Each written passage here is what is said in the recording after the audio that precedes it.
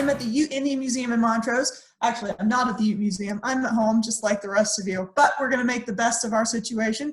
Today, we're gonna learn how to make paper plate dream catchers. So dream catchers are a Native American object. They have great power for a lot of different cultures, a lot of different native cultures in both North and South America. They differ in type, but the ones that you probably will have seen most often are a hoop with what looks like a web in the middle. Today we're going to make a modified version of that. Most dream catchers are made of natural materials. So the original hoop would have been made out of a piece of willow. The string would have been made out of some sort of animal gut or some sort of woven fiber. And then they would have added stones and feathers, seeds, all sorts of things to make it very, very friendly and happy and alive.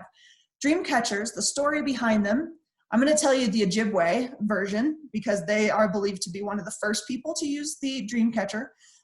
For the Ojibwe, the dream catcher is a object that is meant to help the person who makes it or who it is made for to live a happy and very fulfilling life.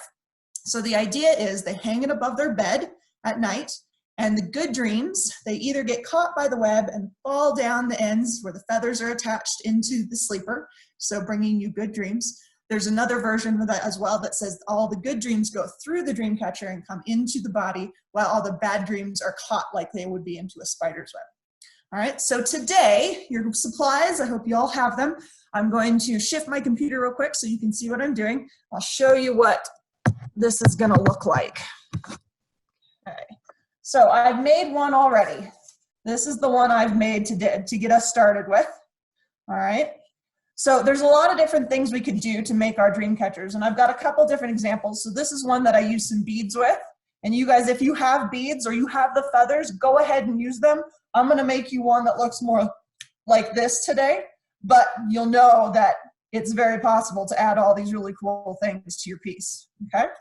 I also did one here. So instead of the beads on the dream catcher themselves, I added the dream catcher, or the beads to the tails of the dream catcher. So if you hang this up above your bed, this is the path that all those good dreams will take to come into your brain while you're sleeping, okay? So there's our 3 different versions, all right? All right, so the first thing you guys are going to need is your paper plate. So grab yourselves a paper plate. And these are easy to do, so once you get this idea down, you can do a couple of them today. I bet you'll have time to do them. All right, so the second thing we need to do is we need to make a hole in our dream catcher. So like this one, you got a nice big hole in the middle. So with your plate upside down, okay, you're gonna take your scissors and you're gonna make a nice little score in the bottom of your plate. You gotta be careful because you don't wanna go through too fast, otherwise you'll jab your tabletop. Okay, so you see how I made a nice score that made a hole in my plate? All right, then you're gonna keep following that little score you made. And you're gonna cut out the bottom of your plate. You can make this hole as big or as small as you'd like. I tend to like mine big because it gives us more room for all those strings. So I'm just following the edge of the plate and cutting out my hole. If you need to do some trimming, you can. But in the end, this is our frame that we're gonna start our next stage with, okay? So it doesn't matter which side's the front, which side's the back. It kind of depends on which side you like best. If you want to color it or decorate it now with those markers that you have, you can go ahead and do that. So decorate the rim of your plate, make it fun, color it, do whatever you'd like. If you have paint, you can paint it, colored pencils, all those things. All of them will work. If you just want to keep going the way I've done, I'm going to do the next stage, okay? So you're going to need your hole punch now, all right? And you're going to take your hole punch and you're just going to you're going to punch holes around the outside rim of your plate. So when I get started, I punch one hole and then I turn it all the way around, and opposite of that hole, I'll punch another hole. All right, so you see I've got holes on 2 ends of my plate at the moment. So I'm going to turn it and put a hole in between where those holes are. See what I'm doing here? I'm just gonna keep rotating my plate and adding a hole in between. So now I'm gonna keep going, adding holes in between holes.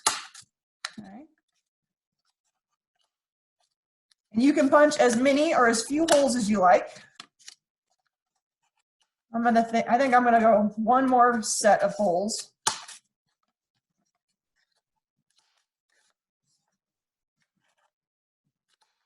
They don't have to be perfectly even. It's okay. If you want them to be, that's fine too. This is your creation. You make it how you'd like it to be. One more hole. There we go. So I have the setup for my next stage. Okay. So now you're going to need to grab your yarn or your string or whatever material you've got. I've got a big ball of yarn. So what I'm going to need from that, here, I'll show you what I'm going to do real quick. Is I'm going to find the end of this somewhere. Ah, there it is. And I'm going to take 3 big arm lengths. Stretch it all the way out. Again, stretch it all the way out. And one more nice big long string. We can always use the extra to make those tails on our dream catcher later. Okay. All right, let's get this back here. All right, so now I'm gonna take the end of my string, and what I find that makes this easier is I'm just gonna put a little knot in the end. Right at the end. Make it nice and tight. So just a little knot in my string. This helps when I'm pushing it through the holes. It's something to grab on the other side. Okay, so the first one, you're gonna turn your plate upside down or whatever direction you want. You're gonna tie a knot.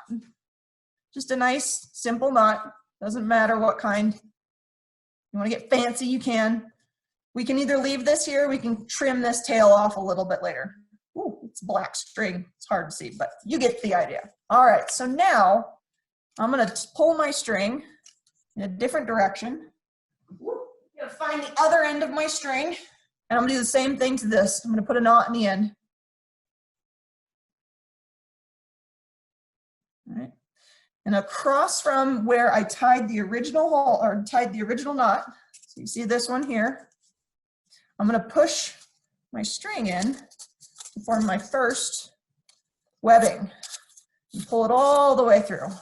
Ooh, wrong way. There we go. Okay, so, and sometimes it loops around the outside. Sometimes it's going to go straight in and loop on the inside. It doesn't matter. If you like it one way more than the other, do it that way.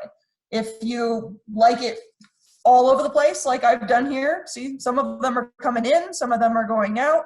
They're kind of all over the place. It's very organic. You guys can figure out how you like it best, all right?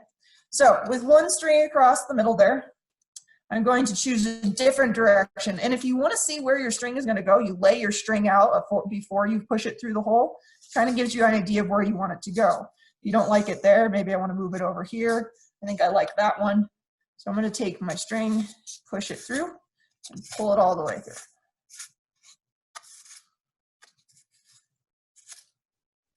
Okay, so starting to get my web design now.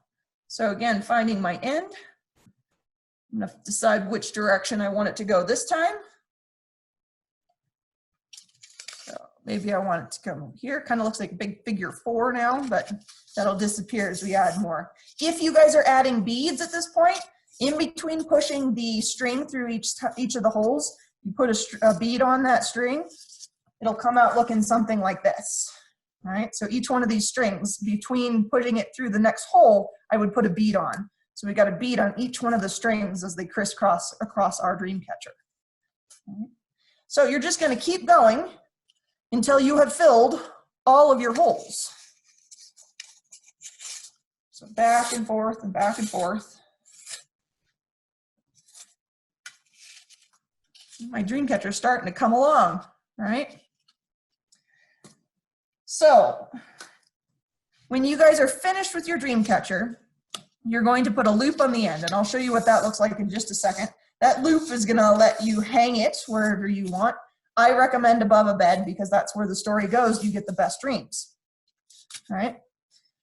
So as you keep going, each one of these strings for an Ojibwe represents a different stage in a person's life.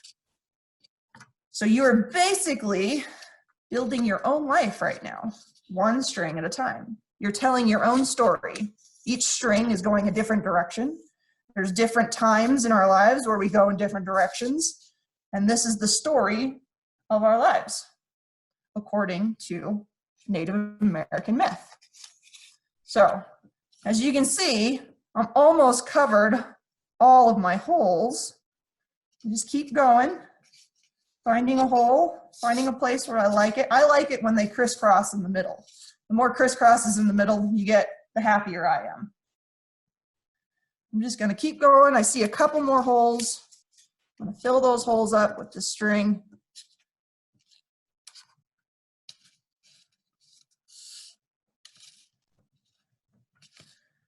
All right, so I got a couple more holes left, but I'm just gonna leave it there and I'm gonna show you what I do at the end. So again, I'm gonna flip it over and I'm gonna find a nice spot to tie off my string. So there's a string next to it right here.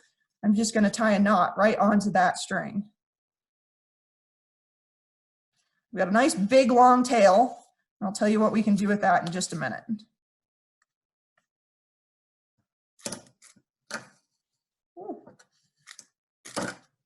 Hole punch is in the way.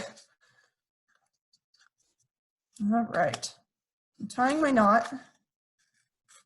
There we go. So now I can hold it or hang it from that spot that I just made, all right? So I would trim this down and I'd cut it and make a nice little loop. So you tie yourself a loop there. And then with all this extra string I've got,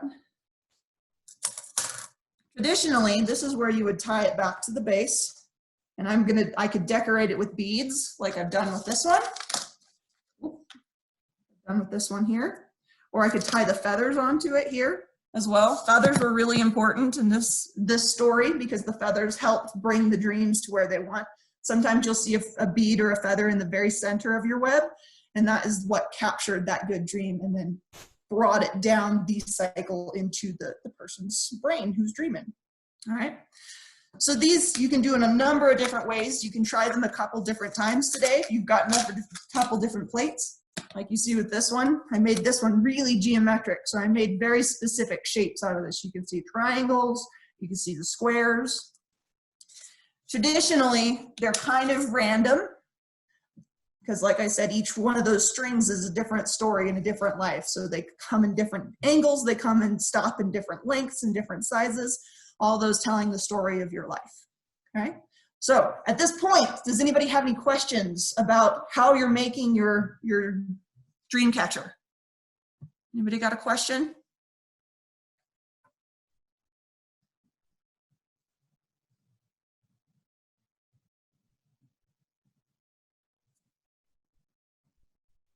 No, we're good? All right. So how are your dream catchers coming? Does anybody want to hold them up for me so I can see what you're doing, how you're doing? Nice job. Ooh, they're looking fantastic. All right, so the better you get at these, the better your dream catchers will be and the cooler they'll look. If you make one for everyone in your family tonight is going to have very fabulous dreams and very good wishes on their life's path. Miss Carly, do you Yes. mind re-explaining how to put on the beads or the different? I can. So the beads on yarn are a little tricky, but I'll show you what I do. So I got just a big bucket of beads that we use at the museum here. With that knot that I've already tied on the tip of my string, I'm going to take that knot, and that knot kind of helps me push it through my bead. So find yourself your bead, take that knot, and push that knot through. If you need a little help, if you find a pencil, let me grab a pencil real quick.